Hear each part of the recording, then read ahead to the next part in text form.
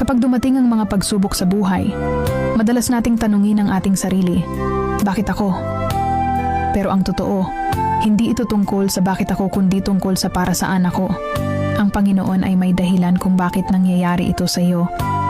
Dahil alam niya na kaya mong lampasan ito. Hindi ka niya susubukin sa labas ng iyong kakayahan.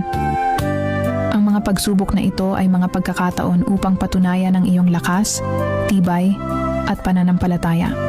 Kahit gaano pa kahirap, kahit gaano pa kasakit, ang Panginoon ay kasama mo.